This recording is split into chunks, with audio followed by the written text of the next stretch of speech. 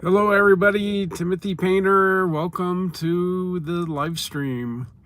I am in Frisco, Colorado, and really enjoying myself.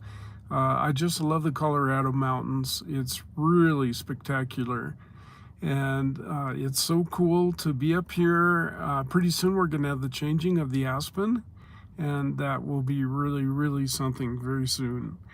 I've been very busy going to doctors. I said that in one of my videos. I'm visiting doctors and doctors and doctors.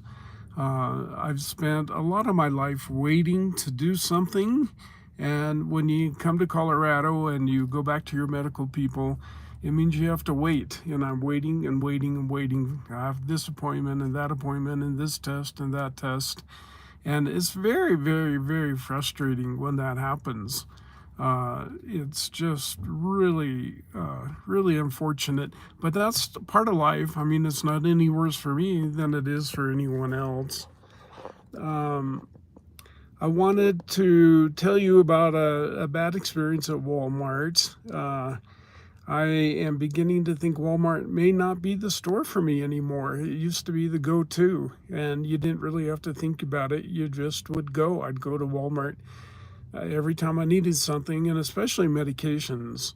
And it's turning out that every time I walk into Walmart, the things I really want, even including toothpaste, are locked up. And they're treating me like I'm a thief when I walk in the door. And it makes me feel like either the people that are around me must all be crooks, or they think that I'm a crook. And I don't know which one of those it is. They're both bad things for a retailer to treat their customer that way. And I've heard that the theft problem at Walmart are the stalkers. They'll put an empty box of something and they'll pocket the thing, like a cosmetic or something, and they'll pocket it, and it's worth $40 or $50 retail, and they go home and they sell it. And it really isn't the customers at all. And then when you leave Walmart, the gang of people standing at the door, there are three very large guys, very intimidating guys. And they've kind of learned with me not to screw with me anymore. I had a really bad experience with one of them. And what I did there is I complained, I escalated it to Walmart customer satisfaction. And since then, no one has ever harassed me at the door. And so I at least got that part resolved. But the thing is, prices at Walmart aren't what they used to be. You can't always go into Walmart and depend that the prices are going to be lower than everywhere else. Sometimes the prices are a little better and sometimes they're not. But because of the theft thing, I think I might be willing just to pay more money and not be treated like a criminal every time I walk into somebody's store. So that's kind of my Walmart rant. And I was speaking about medication. I unfortunately, with my insurance, I can buy from GoodRx, which is a coupon. You get it off the internet. It's free, doesn't cost a penny. You get this GoodRx coupon thing, and it's cheaper than buying medication with my insurance. But Walmart won't ever tell me that. And sometimes it's cheaper if you don't use insurance and you buy it just at their over-the-counter price, over the prescription counter price. And so I am really, I loved Walmart. I've had a great relationship with Walmart. Oh, and the other thing about Walmart is they're really turning a cold shoulder towards nomads. And I travel a lot, and Walmart was always a go-to place. And I always patronize the stores where I traveled, where I landed for the night. And so unfortunately, it's not a good place to stay anymore. Once in a while, you'll find one, but it's becoming the exception instead of the rule. It used to be any Walmart you could go and stay, but that's not the case now. It's a few Walmarts allow it still. It's like a dying breed, and if you can get in, then you're great. But if you can't, if it's like the traditional Walmart now, you can't stay the night. And so you drive through a city and you don't know the city and you're not sure where the stealth camping spots are, and you really need to just put down for a night. And we nomads have a lot to blame for ourselves. We can't put it all on Walmart's back. We see people constantly with their slides out and generators sitting out and drinking beer in the parking lot and urinating in the parking lot.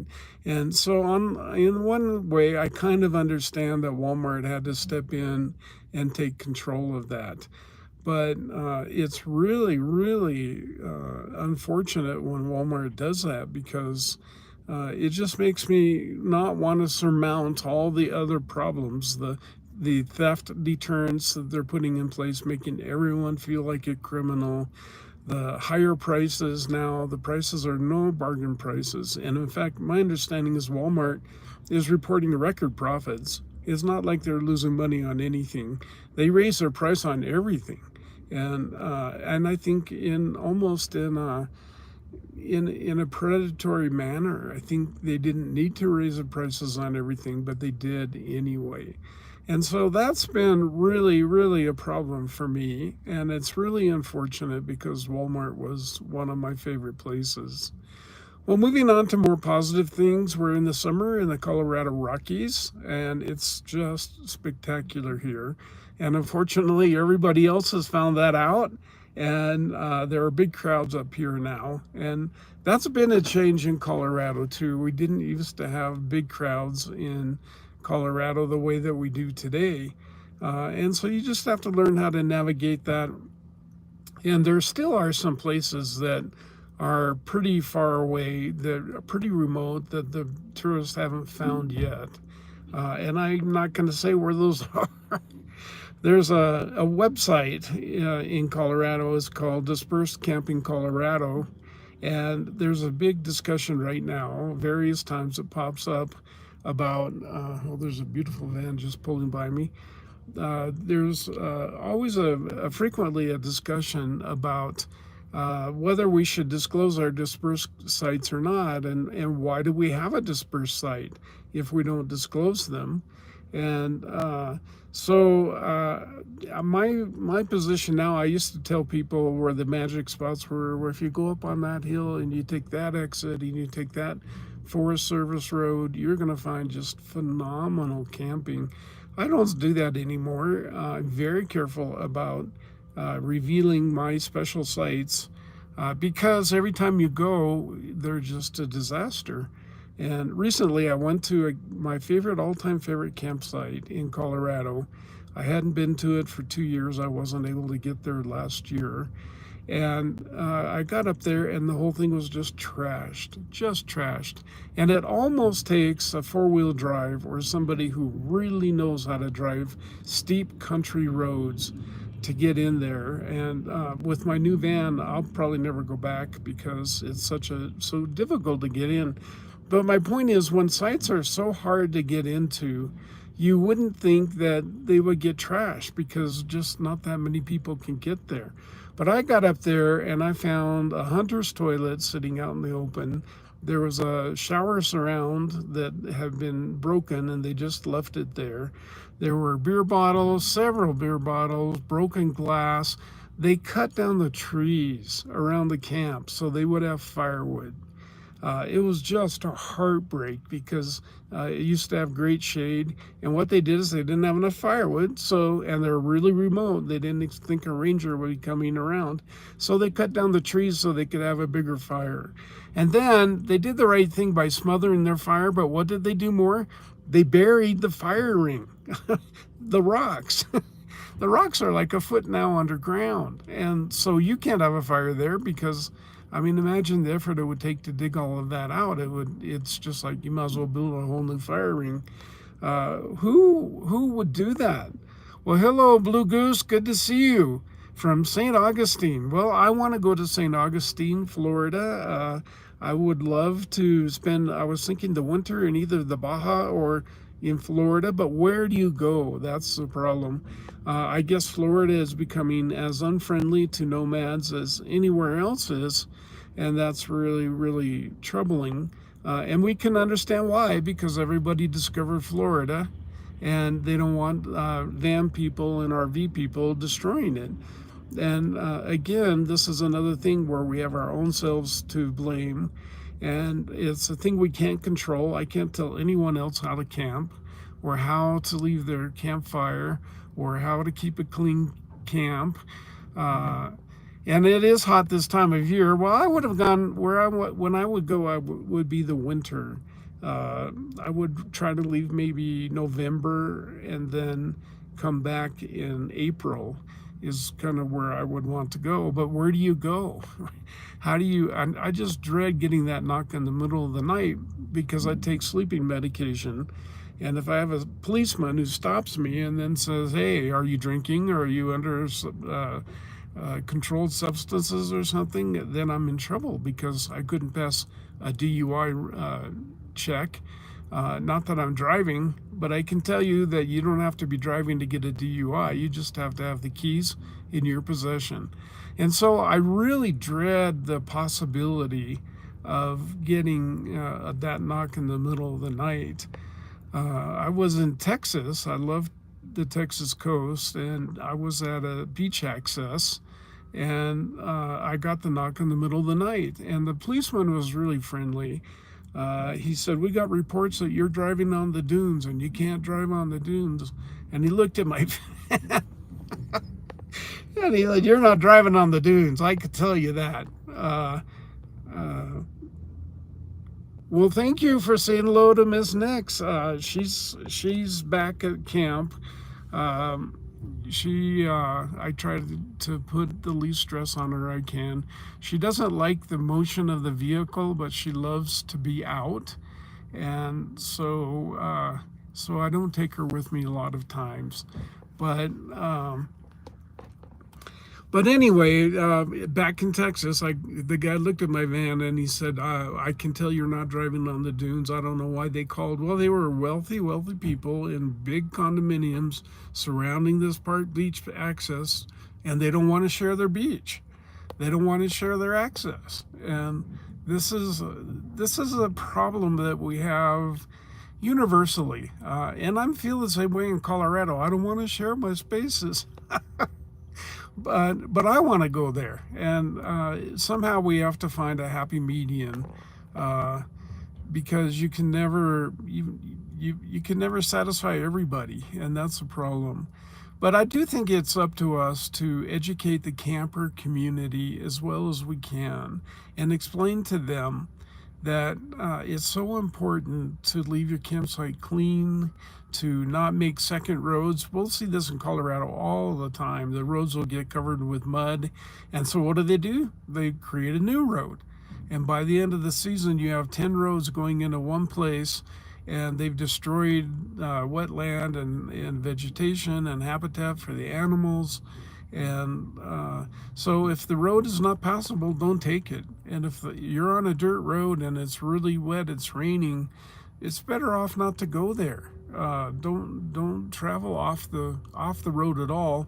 And depending on some roads, you shouldn't travel on the roads.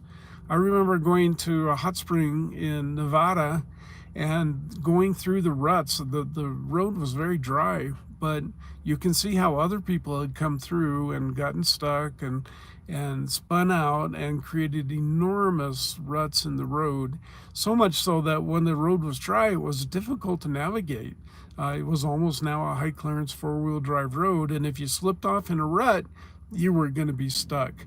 And what happened? Well, people decided that they were going to take that road no matter what. It didn't matter that it was snowing and raining and unpleasant. They decided they were going to take that road, and then they just destroyed the road. And what that does is make it difficult for all of us, because then we can't follow in their footsteps. And then the rancher that owns the land, it was a private road with public access over private land. The rancher doesn't want to let anybody in there anymore because they don't know how to take care of the road. And really, I think it all boils down to us being willing to Be thoughtful of others. Be mindful. Be conscious of what we do. We don't want to go and destroy other land. We don't want to destroy the road. We don't want to leave trash. We don't want to leave paper toilet or toilet paper trails. We don't want to leave the place in worse condition than we found it. We want to use leave no trace principles. And if we can get that message out to most people, well, to everyone, I think most people will follow it. It's just a matter that a lot of people are not educated, and sure, there are some that just don't care. You can educate them all day long, and they're going to do what they want to do. But I think most people, if you educate them, if you explain to them, don't drive on a delicate dirt road when it's raining, because you're just going to get stuck and you're going to leave big ruts, and you're going to make it impassable later on, then they'll respect that. People will try to do the right thing if you explain to them why. It's not just don't do it. Don't do it because don't poop in the forest and then leave your toilet paper out. The best practice, the very best practice, if you're using the bathroom in the forest, is to carry your waste out with you. And if you can't do that, at least dig a cat hole. And for sure, absolutely, positively, pick up your toilet paper. I hear people all the time, I wouldn't touch that. Well, sure, you can put your hand right down. It was right there anyway, and put it in a paper, plastic bag, and dispose of it in a trash can. And that trash is going to go to a landfill, and that's better than leaving a billion toilet paper trails. When I was riding bicycles in across the country, I rode from Breckenridge to Missoula, Montana. It was 900 miles on a bicycle, carrying everything I needed: tents, sleeping bags, stoves, flashlights, medical stuff, my medication, a big heavy camera rig I held on my shoulder. When I was doing that, it was just such a fun time. But the two things that we found more than anything, we started noticing in 900 miles of riding on a bicycle, you do notice. And the two things that we noticed the most as trash along the way were toilet paper trails and beer can trails, and sometimes liquor bottle trails. So liquor, beer, and toilet paper were the big things that you always saw when you were out, when we were crossing on what we call the Great Divide mountain bike route. And so if we could just stop that, don't throw your liquor cans out. And we know why a lot of people do abandon their alcoholic beverage cans, because they're drinking and driving. They shouldn't be, and they don't want to get caught, so they throw the cans out the window. So that's really unfortunate. It's not a good practice, and it just leaves, and especially when they're glass, the glass and of course anything plastic. Where they put liquor in plastic bottles now, those stay around for how long? 1,000 years. 1,000 years. Long after you and my grandchildren and the great-grandchildren and the great-great-grandchildren. And how many generations do we have to go through for that plastic bottle to return to the earth? It's an eternity. And so being mindful about that and being careful about that is really, really important. So I'm up here in Breckenridge, Colorado, Frisco, Colorado. If you haven't been here, it's spectacular. Mountains everywhere. There's a large lake here, Lake Dillon, which you can drive around. I'll drive around it later today. In June is the best time to be here, because all the mountains are still snow-capped, and it's really a spectacular thing to see. And if you haven't been here, you've got to come. But I can tell you, Summit County has become unfriendly to van people. They no longer allow any vehicle to be on a public street after 2 a.m. Unless you're on driving, actually moving. But you can't be stationary. You can't be parked on any public street in Summit County after 2 a.m. And that includes the hospital. Of all the places to say you can't leave a car overnight, it's a hospital. And there is one tiny section, if you know, and it's not labeled. They don't say okay to overnight here. They just say no overnight camping, no overnight parking.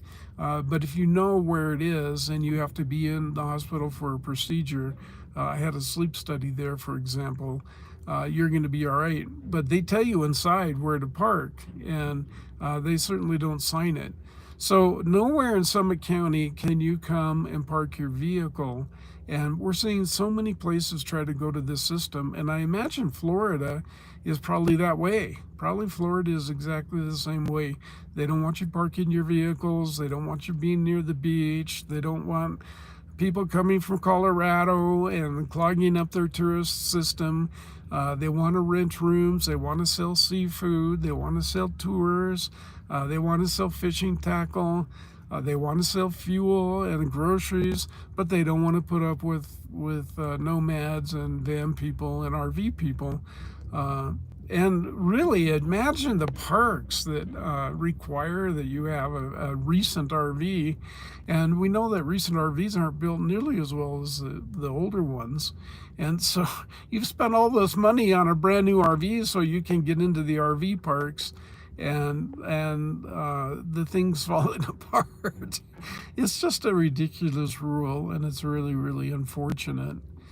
So I am really enjoying my YouTube time. I haven't put many videos up. I don't know, when I get to Colorado, I get writer's block, and I don't know why that is. I've been wondering for a long time, why do I have writer's block when I get to Colorado? Isn't that kind of ridiculous to have writer's block? Because this is where I know. But it's like, to me, it's not as special as maybe it would be to you. If you've never been here, or if you're from out of the area, places, it will probably be a real treat. But for me, I've seen it all. I've done it all. It's okay. I was here last year. I come to this spot every year. I go to those places every year. And so it's hard for me to get the sense of, well, what would my viewing audience want to see? And that's really unfortunate. It's something I have to work on in myself, because I know, I mean, I'm just floored by it. I love it up here. I love the mountains. It's just so spectacular. And so you would think that the little pea brain that I have today the light would go on and say, well, this is something you need to bring your viewing audience. But it is a challenge, and it's something I've just really got to work on. Well, we've been going now for 22 minutes. We are not getting a big audience today for whatever reason. It's unfortunate. Sometimes YouTube does give you a big audience, and sometimes they don't. And right now, the audience is not really big. We'll hope for a bigger audience at a later time. But it happens. This is just the way it goes. I'm thinking of all of you. I don't have a lot of news on Tom. He's doing rehab right now. He's about out of rehab and looking for the next phase of his life. And he's been such a tremendous friend to me that I really wanted to do everything I could to help him. Sometimes the best thing you can do for other people is let them do their own thing and give them their space. And I think when people are like that, then racing in and being a rescuer isn't what they want. They want to remain independent, and that's the most important thing in their life. And Tom's kind of that kind of guy. He loves his independence, and he kind of expects all of us to be independent too. Writer's block, yes, writer's block. Well, that's one way to say it, writer's block. It's been a little bit of both. There are two here, plus pets. Well, there we go. So we have quite an audience today. I can't argue that we don't have an audience. So we have two here, plus pets. Little Nixie is back in the house, relaxing, as a little kitty should once in a while. But we'll have her out. I'll be taking her, I'm thinking over towards Steamboat Springs very shortly.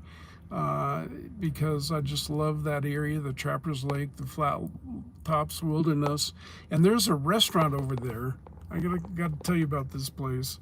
It's one of the old style restaurants, and they serve roast beef on Saturday. You have to make a reservation, but they give you this big piece of roast beef, and if you like roast beef, it is absolutely phenomenal. It's just a wonderful place. It's called Trappers Lake Lodge. If you ever get over here, be sure to call for Saturday night reservations if you're hungry, because it's the only way you're going to get your share of the roast beef.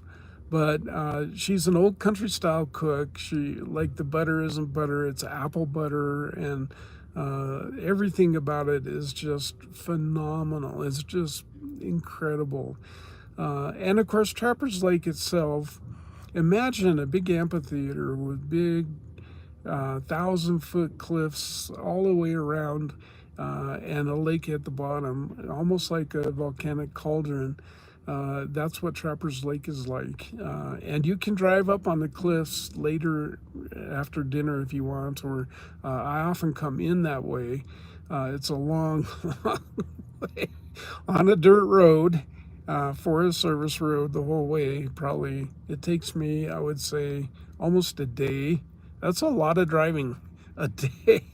But you go over what we call Ripple Creek Pass. First, you go over Dunkley Pass, and then Ripple Creek Pass. And through the spectacular national forest, you can see the flat tops from the top of Ripple Creek Pass, or near there, there's a viewpoint. And then you come down into the White River Valley. And where's the White River Valley? That's where the Walmart, the Waltons, have their big ranch. They bought up literally the whole valley floor, ranch after ranch, and Michael Bloomberg also is over there. They bought up all this land, and the public is no longer allowed to go on it. When I was young and growing up in Colorado, we used to be able to go to somebody's door, or rancher's store, and say really nicely, sometimes you take them cookies or you take them something, and they will let you fish their land. And well, now that's completely out of the question. The no trespassing signs go for miles and miles and miles. But it's worth seeing it from the road, and everybody has a right for private ownership. That's what this country was built on, and so these people have made their paradise up there. And in one way, it's beneficial if you want to try to look at the positive and in the negative. The benefit is that there aren't as many people there. I was talking earlier about one of those places where people that haven't been discovered. Well, it's not discovered because there's no place for people to go. You can drive up and down the road, but the dinner houses, there was a great place called Sleepy Cat Ranch over there, and they had the best roast beef in all the state of Colorado. And somebody bought it up, and then they closed it. And there were several other places kind of like that. And all of that's been closed, bought up and closed. And there was a big dance hall where everybody would come together on Friday and Saturday night, and they danced to the music and do the two-step and all of that. It was a lot of fun. And Michael Bloomberg, the guy before him, Greg Norman, the golfer, bought it up and closed it. And what that does is that pushes all the people out. So we don't have people out. So where I am right now is I'm in Frisco, Colorado.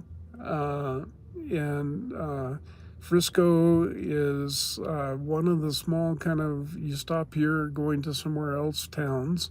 On the way to Breckenridge, for example, Keystone, our big ski areas over here, and you would come through Frisco as kind of a hub spot. And it's in Frisco that they have a Walmart and a Whole Foods and natural grocers, and we don't have a Costco here yet. And the Walmart is minuscule, it's tiny, so it's hard to find anything in this particular Walmart. But it's a beautiful little town. It's very quaint, and it does date back way back to the 1850s. So it was an old mining town, kind of supply town for the mining towns. Breckenridge, it was a mining town, and just a beautiful spot, and we're right on Lake Dillon. As I said earlier, we're right on Lake Dillon, and Lake Dillon is it's owned by the Denver Water Department, but it's a beautiful lake. You can drive all the way around it. And the reason I drive around a couple times a week is because my solar panels are not keeping up with my refrigerator, and I have a DC-DC charger in the vehicle, and so I use the DC-DC charger. I have to drive the vehicle, obviously, to make the DC-DC charger work, and so I drive around the lake and I get my lithium batteries filled up, and then I can run my refrigerator for about a week and before I have to do it again. But I try to keep that battery pretty full. I don't want it to drop too much. In theory, you can run the lithium all the way down to 0, but I don't want to run this one down to 0. And I did run it down to 0 when I first got it because we didn't have the charging set right, and I just didn't know how to set the Victron controller. So I do now, and it's doing much better, and I've been much happier. I was originally getting pretty down on my Chins battery that I bought, but it turns out it wasn't the battery's fault at all. It was my fault for having misset the controller. Lithium likes power, and so, and probably some of you guys know this, lithium is going to eat all the power that you can give it, everything. And if you do have it set for regular charging, it doesn't give the lithium battery enough power. And that's how I had it set.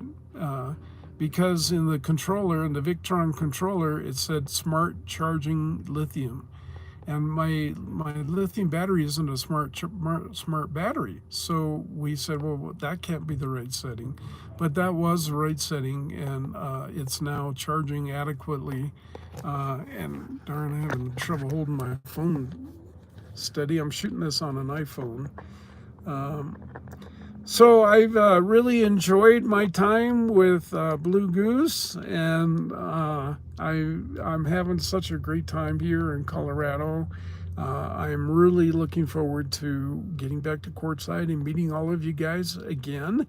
And unfortunately, Tom says he's probably not going to be able to go this year, but many other people do. Sasnak goes, and Camp Goer 1 goes.